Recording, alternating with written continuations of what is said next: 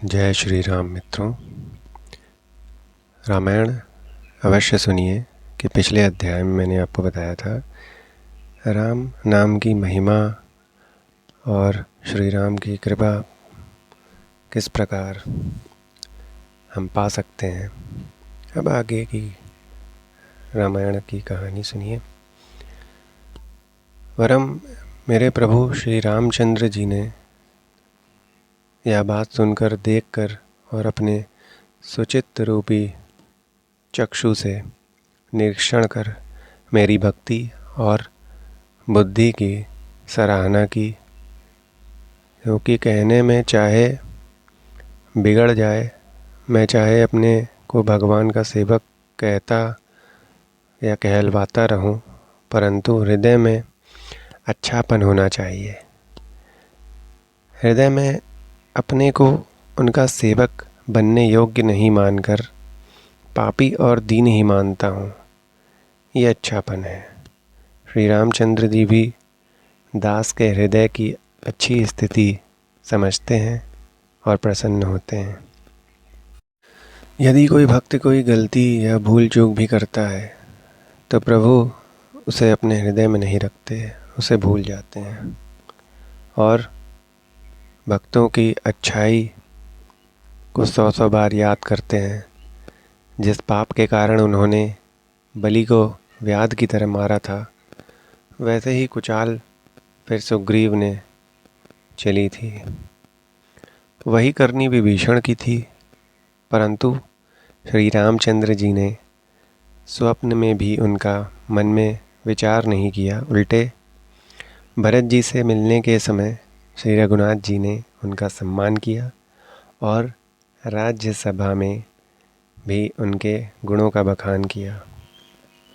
प्रभु श्री रामचंद्र जी तो वृक्ष के नीचे और बंदर डाली पर, अर्थात कहाँ मर्यादा पुरुषोत्तम सच्चिदानंद घन परमात्मा श्री राम जी, और कहाँ पेड़ों की शाखाओं पर कूदने वाले बंदर, परंतु ऐसे बंदरों को भी उन्होंने अपने समान बना लिया। तुलसीदास कहते हैं कि श्री रामचंद्र जी सरीखे शील निधान स्वामी कहीं भी नहीं हैं। हे राम जी, आपकी अच्छाई से भी सभी का भला हो, आपका कल्याण में स्वभाव सभी का कल्याण करने वाला है। यदि ये बात सच है तो तुलसीदास का भी सदा कल्याण होगा, जगत का भी सदैव कल्याण ही होगा। इस तरह अपने गुण दोष को कहकर बार बार आपको सिर नवाकर आपके निर्मल यश का वर्णन करने का प्रयत्न करता हूँ, जिसके सुनने से कलयुग के पाप नष्ट हो जाते हैं। मुनि याज्ञवल्क्य जी ने जो सुहावनी कथा मुनि श्रेष्ठ भरद्वाज जी को सुनाई थी, उसी संवाद को मैं बखान कर कहूँगा। सब सज्जन सुख का अनुभव करते हुए इसे सुने। शिव जी ने पहले इस सुहावने चरित्र को रचा, फिर कृपा करके पार्वती जी को सुनाया। वही चरित्र शिव जी ने काक भुषुंडी जी को राम भक्त और अधिकारी पहचान कर दिया।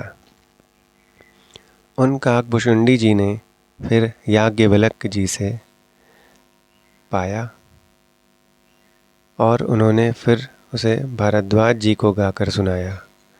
वे दोनों वक्ता और श्रोता, अर्थात याज्ञवल्क्य और भारद्वाज के समान शील वाले और समदर्शी हैं और श्री हरि की लीला को जानते हैं। वे अपने ज्ञान से तीनों कालों की बातों को हथेली पर रखे हुए आंवले के समान जानते हैं, और भी जो सुजान भगवान की लीलाओं का रहस्य जानने वाले हरि भक्त हैं, वे इस चरित्र को नाना प्रकार से कहते, सुनते और समझते हैं।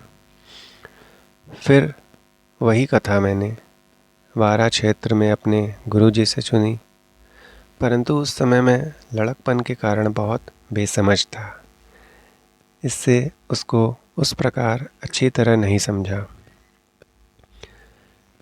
श्री राम जी की गूढ़ कथा के कहने वाले और सुनने वाले दोनों ज्ञान के खजाने पूरे ज्ञानी हो जाते हैं। मैं कलयुग के पापों से ग्रसा हुआ महामूढ़ मूर्ख जड़ जीव भला कैसे उसको समझ सकता था। तो भी गुरुजी ने बार बार कथा कही, तब बुद्धि के अनुसार कुछ समझ में आई। वही अब मेरे द्वारा भाषा में रची जाएगी, जिससे मेरे मन को संतोष होगा। जैसा कुछ मुझ में बुद्धि और विवेक का बल है, मैं हृदय में हरि की प्रेरणा से उसी के अनुसार कहूँगा। मैंने अपने संदेह, अज्ञान और भ्रम को हरने वाली कथा रचता हूँ, जो संसार रूपी नदी के पार करने के लिए नाव है।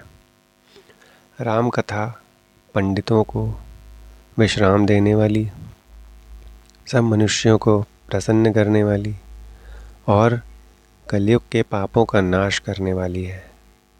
राम कथा कलयुग रूपी सांप के लिए मोरनी है और विवेक रूपी अग्नि के प्रकट के लिए अरणि मंथन की जानने वाली लकड़ी है।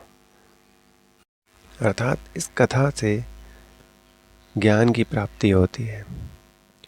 राम कथा कलयुग में सब मनोरथों को पूरा करने वाली कामधेनु गौ है और सज्जनों के लिए सुंदर संजीवनी जड़ी है। पृथ्वी पर यही अमृत की नदी है। जन्म और मृत्यु रूपी भय का नाश करने वाली और भ्रम रूपी मेढकों को खाने के लिए सर्पिणी है। ये राम कथा असुरी सेना के समान नरकों का नाश करने वाली और साधु रूप देवताओं के कुल का हित करने वाली पार्वती दुर्गा है। यह संत समाज रूपी क्षीर समुद्र के लिए लक्ष्मी जी के समान है और समुद्र संपूर्ण विश्व भार उठाने में अचल पृथ्वी के समान है। यमदूतों के मुंह पर कालिक लगाने के लिए ये जगत में यमुना जी के समान है और जीवों को मुक्ति देने के लिए मानो काशी ही है। ये श्री राम जी को पवित्र तुलसी के समान प्रिय है और तुलसीदास के लिए हुलसी अर्थात तुलसी जी की माता के समान हृदय से हित करने वाली है। ये राम कथा शिव जी को नर्मदा जी के समान प्रिय है। ये सब सिद्धियों की और सुख संपत्ति की राशि है। सद्गुण रूपी देवताओं के उत्पन्न और पालन पोषण करने के लिए माता अदिति के समान है। श्री रघुनाथ जी की भक्ति और प्रेम की परम सीमा सी है। तुलसीदास जी कहते हैं कि राम कथा मंदाकिनी नदी है। सुंदर निर्मल चित्रकूट है और सुंदर स्नेह ही वन है, जिसमें श्री सीताराम जी विहार करते हैं। श्री रामचंद्र जी का चरित्र सुंदर चिंतामणि है और संतों की सुबुद्धि रूपी स्त्री का सुंदर श्रृंगार है। श्री राम जी के गुण समूह जगत का कल्याण करने वाले और मुक्ति, धन, धर्म, परम धाम के देने वाले हैं।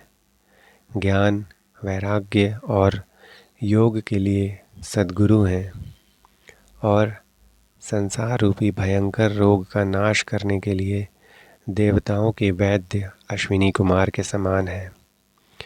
ये श्री सीताराम जी के प्रेम के उत्पन्न करने के लिए माता पिता हैं और संपूर्ण व्रत, धर्म और नियमों के बीज हैं।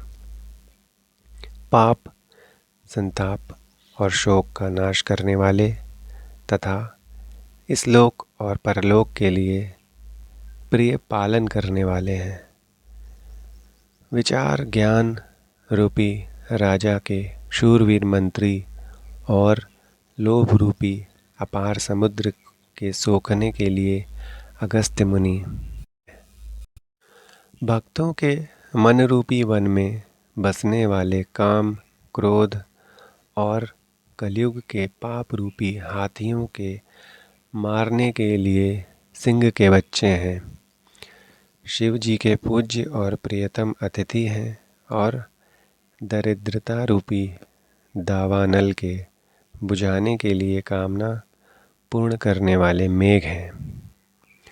विषय रूपी सांप का जहर उतारने के लिए मंत्र और महामणि हैं।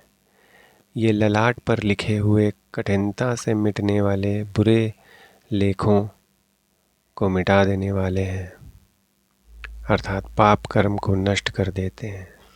अज्ञान रूपी अंधकार के हरण करने के लिए सूर्य की किरणों के समान और सेवक रूपी धान के पालन करने में मेघ के समान है।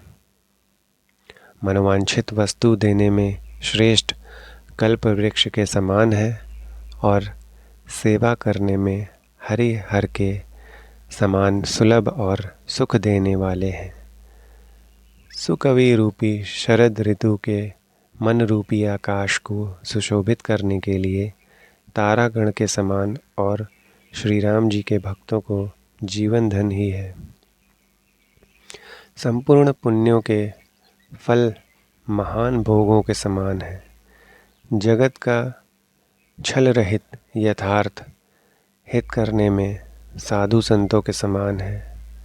सेवकों के मन रूपी मानसरोवर के लिए हंस के समान और पवित्र करने में गंगा जी की तरंग मालाओं के समान है। श्री राम जी के गुणों के समूह कुमार्ग, कुतर्क, कुचाल और कलयुग के कपट, दंभ और पाखंड के जलाने के लिए वैसे ही हैं जैसे ईंधन के लिए प्रचंड आग की ज़रूरत होती है। रामचरित्र पूर्णिमा के चंद्रमा की किरणों के समान सभी को सुख देने वाले हैं, परंतु सज्जन रूपी कुमुदनी और चकोर के चित्त के लिए तो विशेष हितकारी और महान लाभदायक हैं। जिस प्रकार श्री पार्वती जी ने श्री शिव जी से प्रश्न किया और जिस प्रकार श्री शिव जी ने विस्तार से उसका उत्तर कहा, यह सब कारण मैं विचित्र कथा की रचना के द्वारा गाकर कहूँगा।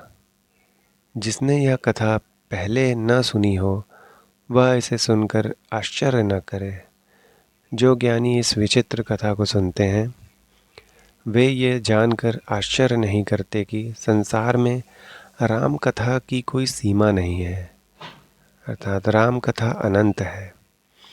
उनके मन में ऐसा विश्वास रहता है। न अलग अलग प्रकार से श्री रामचंद्र जी के अवतार हुए हैं और 100 करोड़ तथा अपार रामायण हैं। कल्प भेद के अनुसार श्री हरि के सुंदर चरित्रों को मुनीश्वरों ने अनेकों प्रकार से गाया है। हृदय में ऐसा विचार कर संदेह न कीजिए और आदर सहित प्रेम से इस कथा को सुनिए। श्री रामचंद्र जी अनंत हैं, उनके गुण भी अनंत हैं और उनकी कथाओं का विस्तार भी असीम है। इसलिए जिनके विचार निर्मल हैं वे इस कथा को सुनकर आश्चर्य नहीं मानेंगे। इस प्रकार सब संदेहों को दूर करके और श्री गुरु जी के चरण कमलों की रज को सिर पर धारण करके मैं पुनः हाथ जोड़कर सबकी विनती करता हूँ, जिससे कथा की रचना में कोई दोष स्पर्श न करने पावे।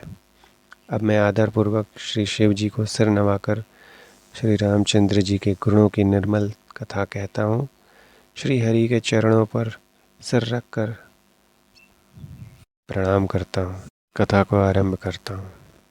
जय श्री राम मित्रों, आगे की कथा अगले अध्याय में सुनाऊंगा। अगर आपको यह अच्छा लगा हो तो इसको लाइक करिए, चैनल को सब्सक्राइब करिए और शेयर करिए। धन्यवाद मित्रों। जय श्री राम।